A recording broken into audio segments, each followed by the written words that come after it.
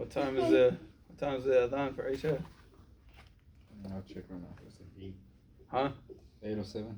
8:07? All right. We might be able to slip in like 2 classes here, which is good, man. So I can go ahead and record all these classes, and I just post them, but on schedule. So they just call us, man. There'll be 2 weeks worth of classes. All right. Bismillahirrahmanirrahim. Walhamdulillahi rabbil alameen. Wassalatu wassalamu ala rasulillahi wa ala alihi wa sahbihi ajma'in wa ba'd. So we're on chapter 5, the 5 elements. All right, what I'm talking about here, the 5 elements that you need for studying, as is going to be mentioned here in the introduction, inshallah, so there's no point in me explaining it because I've explained it in the book. The 5 elements that I am referring, this should be referring to.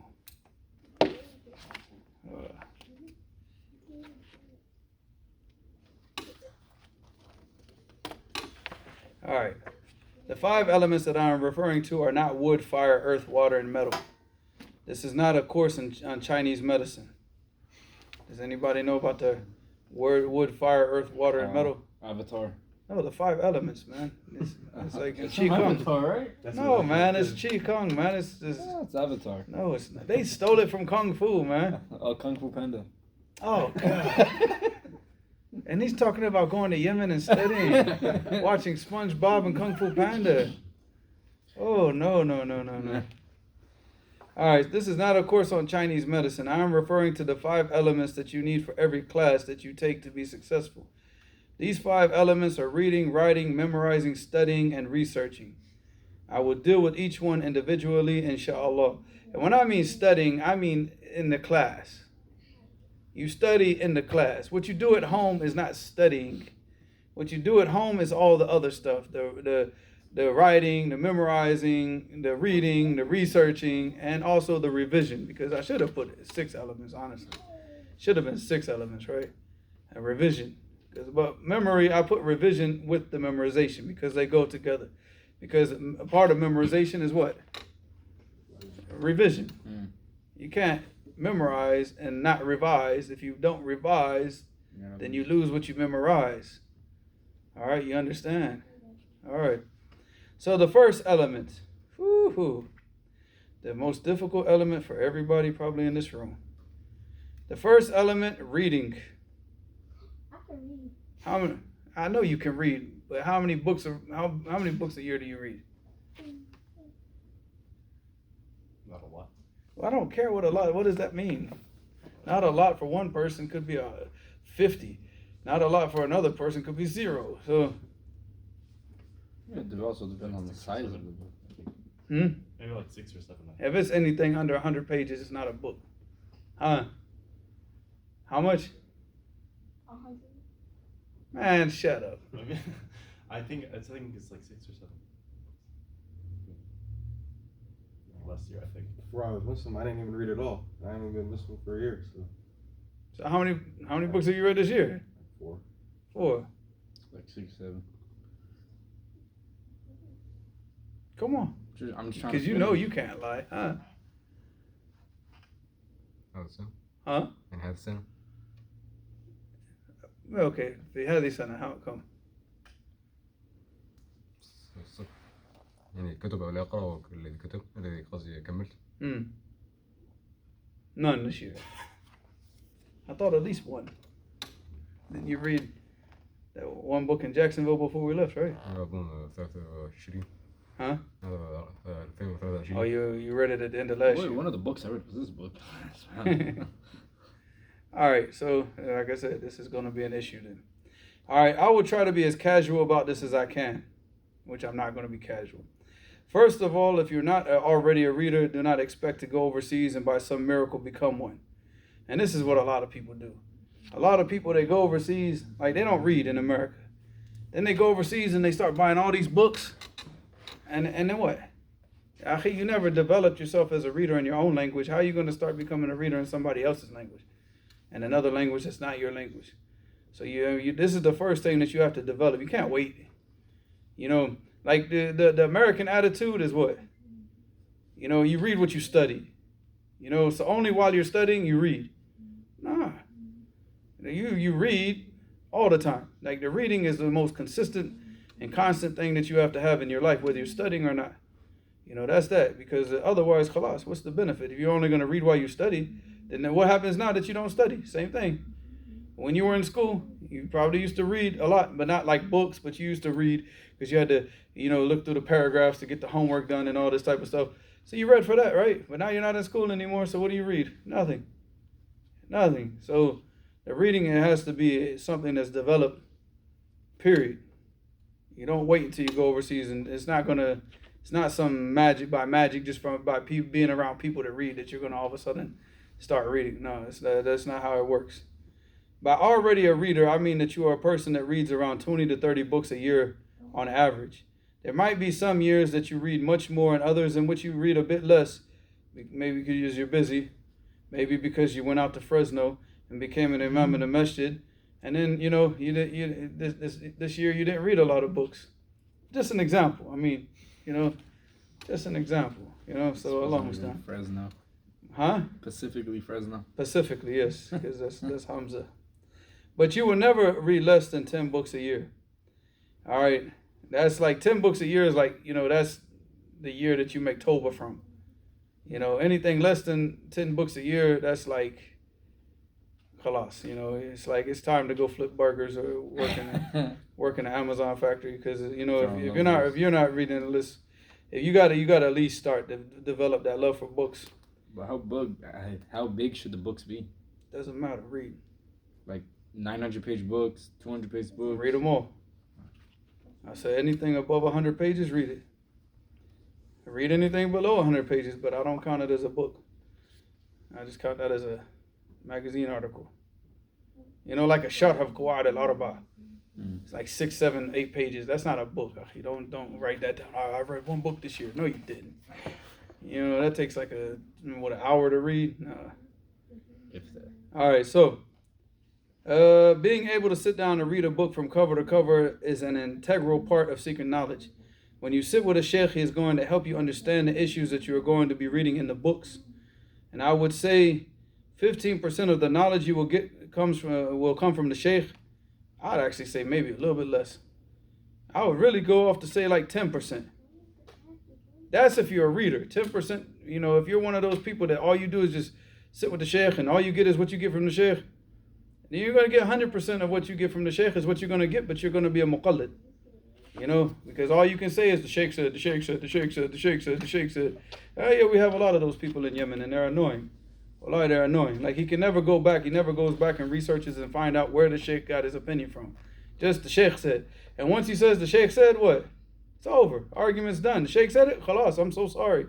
Did the sheikh say it's haram? It's haram, khalas, I'm so sorry.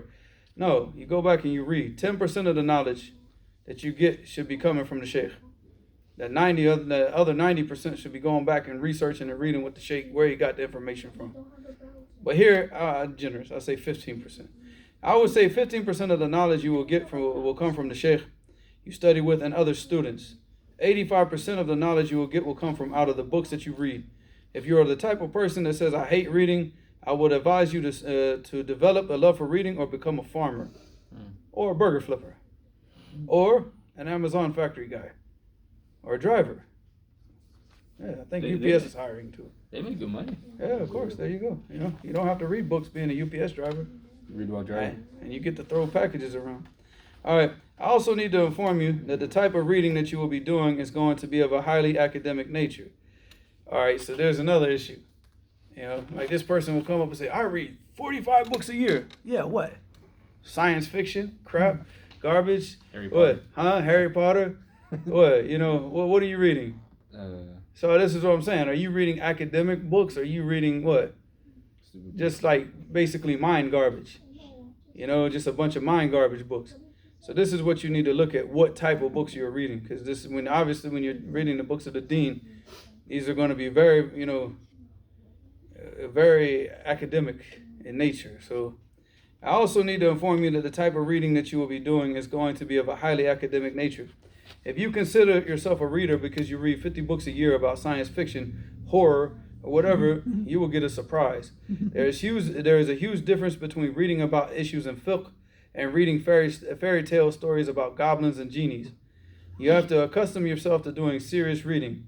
Serious reading means that you are reading to learn, and you are not reading to be entertained. So, like, we used to read books like that. Both of you share this, and I'll share a safe. Well, we used to read books like Stephen King or something like this as a break, just to give our minds a rest from because we're reading like serious stuff all the time. So you read something like, I'll pick up like a novel from Stephen King and read just to keep the reading going. But where it's like how can I say this? Where it's like a passive learning, right?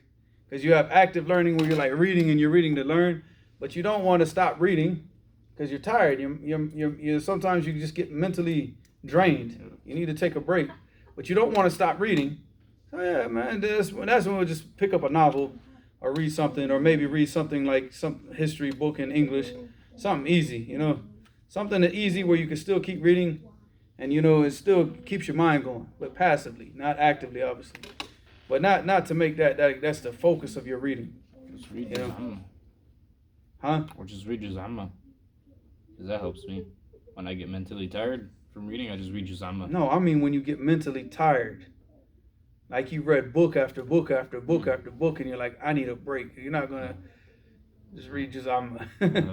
You need a break from everything. Like you just want to say, okay, I want to read something that doesn't have hadathana in it. You know what I'm saying? You just want a break, and then you go back to it. It's like a mini vacation. Like, like if you're working every day and you just say, hey, you know what? It's 5 o'clock in the morning. I just want to take a walk on the beach. All right, there you go. So there you go. Pick up a novel and read. Enjoy it for a couple of days, and then go back to reading. Huh? San Diego. I'm going to kick you out. All right, there is a huge difference between reading about issues in fiqh and reading fairy tales. I read all that. You have to accustom yourself to doing serious reading. Serious reading means that you are reading to learn and you are not reading to be entertained. On my homepage on Goodreads.com, I constantly see the trash that people read on a regular basis. They read books that are only deserving of a trash bin. I think the trash bin would feel disrespected if you threw those books in it. Again, the fantasy world, la la land type of reading is not going to assist you in seeking knowledge. The person who does not read at all is better suited for seeking knowledge than the person that spends his or her entire life reading contrived stories.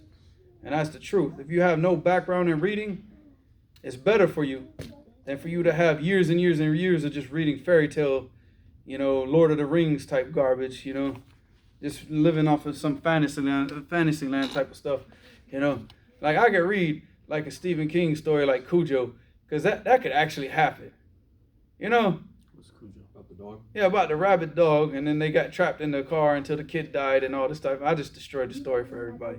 But I'm saying, I could read it. I didn't like that story. I threw the book after I was done. I was like, that's the stupidest story I've ever read. But I'm saying, it could be what? It could happen. But all this other stuff, this fairy tales, garbage, I found the ring, now I can go to a parallel universe or something. Come on, man. Anyways. If you grow up on that type of stuff, then Allah musta'an. Anyway. All right. You also need to set up a schedule for reading. All right, the easiest way to do this is by allotting a time period of at least 1 hour a day that you dedicate to uninterrupted reading. There will be no compromise for this time. This is the minimum. I really want to say 2 hours. And of course, I'm going to go into the reason why 2 hours goes back to the Black Panther Party. Crazy, huh? Black Panther? You're too young for all this stuff. Oh, I really I want know to what say it is. 2 hours, but I'm trying to have sympathy for the readers of this book. In my younger days, when I considered myself a Muslim communist, laugh all you want. And I really did. I used to debate with everybody. I'd have Karl Marx in one hand and Sunan Abi Dawud in the other hand. Just like, yeah, I was a crackhead. All right. I read that the Black Panther Party required all their party members to read at least 2 hours a day. This was a part of their so-called political education. I was already reading about 6 hours a day at that time, so it just gave me more motivation to continue on. I never liked doing the minimum. The minimum requirements are set up for the people that have weak minds. They're set up for the losers. The minimum requirements are set up for what? The losers, because the real people, they want to see, okay, what are the minimum requirements? I'm going to double that. So if it's 1 hour, I'm going to read 2 hours. If it's 2 hours, I'm going to read 4 hours. Because they're going to double what the average person can do. They want to succeed and surpass everybody. The minimum requirements are set up for the people that have weak minds. The people with a strong mind want to know what the most successful person does, and he wants to outdo him. And that's why you read biographies. That's why we constantly say you read biographies. If you're in this, you're seeking knowledge. We need to get you away from the camera, man. All right. When you're seeking knowledge, you have to what? You have to read biographies of the people that sought knowledge from the past, the people that were successful, and you read what they did, and you either try to do what they did or you try to outdo them. Now, obviously, with the Salaf, we're not going to outdo them. But we try to do as much of what they did as we can, because there's no way we're going to outdo them. That's impossible. That's a fairy tale La La Land story. You outdoing the Salaf is a fairy tale La La. You couldn't outdo none of us right now. I don't care how much we worked, we could not outdo Shanqiti rahimahullah and what he did in his lifetime, and he died in the 1970s. We will never be able to outdo him, but we can read about his life.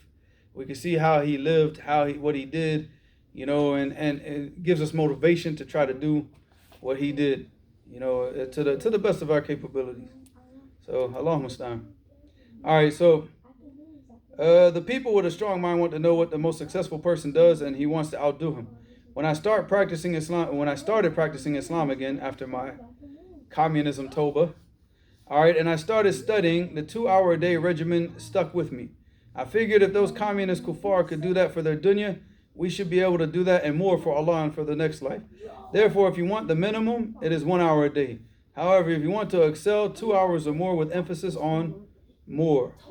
One book that will help you learn how to read academically is a book titled How to Read a Book, The Classic Guide to Intelligent Reading by Mortimer Adler. And this is an actual book, and it's a very, very, very good book. I have it at home in my library. Yes, it's a very good book. Everywhere I go, I buy this book to make sure I have it with me. Everywhere. I have one in Jacksonville, one here. I didn't have it in Surrey, but I had it on my Kindle.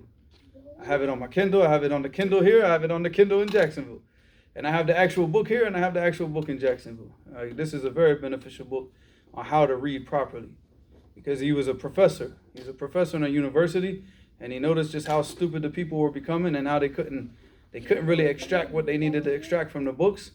So he wrote this book for that purpose, to teach the people how to read a book properly and how to get the most out of reading the books. Because most of the people, when they hear the name of this book, they laugh. They're like, how to read a book? I know how to read a book. No, you don't. If you knew how to read a book, you'd be the professor in the university right now, right? People would be learning from you because you would have benefited. So, Allahumma musta'an. I will very rarely promote books by kuffar, but this is going to be that rare time. This book is exactly what a student needs to learn how to read for benefit. Because it is in English, everybody can read it. There are classic books in Arabic that deal with seeking knowledge, but none of those books that I've read really delved into the issue of how to read. In the days when those books were written, the people did not have all the distractions we have today. They did not have all the entertainment type of literature that the bookstores are full of today. They did not have the watered down educational system that we have today. Therefore, they did not need a book like the one I mentioned. We do, though. If you want a taste of how messed up we have become through entertainment, read a book titled Amusing Ourselves to Death, Public Discourse in the Age of Show Business by Neil Postman. Whew, that's a good book. That book was so good, the brothers in Damaj read that book, and they were like, that kafir hit the target, boy. But you have to read 1984 in A Brave New World before you read that.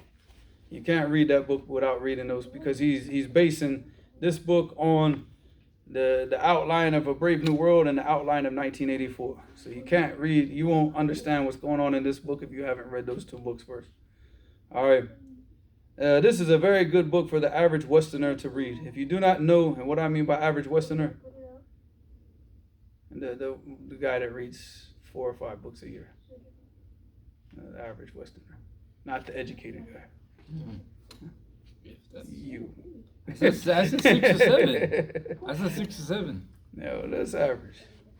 All right. Anything less than 10. But what if they keep reading the same book over and over and over? So what? Does that count? I mean, that takes a huge chunk of the time. We've already talked about that. You got to go read How to Read a Book. He speaks about that. You should read each book 3 times. Because there's different types of reading that you do for each book. Like when you read a book for the first time, you're just like, what's going on in the book? You're looking at it in a general sense. Now you know what's going on in the book. So the second time you read it, because you want to focus on what? How he dealt with certain issues, or what type of language he used, or maybe it's a book that has a mixture of like tafsir and fiqh, but now you want to go back and you want to read it because you want to focus on the tafsir in the book and how he did it. So you have to read with a certain focus in mind every time that you read. You can't just read every time with this general mindset. You're not going to get in it. You're going to, you probably retain like what, 10 to 15% of the book like that. But when you start to focus and you read with focus, then you start to extract more and more. Then you start to retain 30 to 40% of the book in your mind. But that's how you got to read with purpose. And most people are not reading with a purpose. They just read a book. Oh, like, I just want to know what's going on in the book. All right, now you know what's going on in the book. Now you got to read it again. Because now you need to, now that you know what's going on, now you need to go back and get what you need to get out of that book. What was the benefit of reading that book? All right, so in finishing, everybody in our time knows about Sheikh Al-Albani, rahimahullah. And if you were to ask anybody if they would wish to be like him, they would say yes, of course. However, how many of us are prepared to put in the work he put in? He had access to the oldest library in Damascus. He was in the library so much they gave him his own key. Eventually, they gave him a room, so he did not even have to leave the library. He ended up reading every book in the library more than once. More than once. All right, and this is stated by his students. Sheikh Muqbil, rahimahullah, also mentioned that he preferred to stay home and read, while most students were going to listen to different lectures of sheikhs that were speaking in different masjids, because the sheikh, he wanted benefit. He wanted the lessons. He didn't want the muhadarat and, the little, oh, this sheikh's going to talk in this masjid about taqwa or about patience. No, he stayed home and read. He said, I'm going to stay home and read. He'd pray in the masjid, go home and read his books, and go back to the masjid and pray. But he didn't sit in the muhadarat. He would only sit in the lessons for benefit. Wherever there was benefit, that's where he would sit. So if Sheikh Al-Albani was speaking in the masjid, he wouldn't go. But if Sheikh Al-Albani was doing a special lesson in his house, he would go. Because that's where he's going to benefit. All that other stuff like in the masjid is for the awam. It's for everybody. So it's real easy and, and it's so he didn't go to those things. He stayed home and read books. All right, so while most students were going out to listen to different lectures of sheikhs that were speaking in different masjids, he stated that those lectures were normally for the layman, and he preferred to get new beneficial information, and that is why he remained home reading in his library. May Allah have mercy on our ulama, the ulama of the sunnah. And again, that doesn't mean that he didn't pray in the masjid. He prayed in the masjid, then he went home and read. Then he would go back and pray in the masjid, then he would go back home and continue reading. Or if they had a library, he would just go to the library. Because some of the masjids in Saudi, they have libraries attached to the masjid. وإلهنا سبحانك اللهم وبحمدك أشهد أن لا إله إلا أنت أستغفرك وأتوب إليك.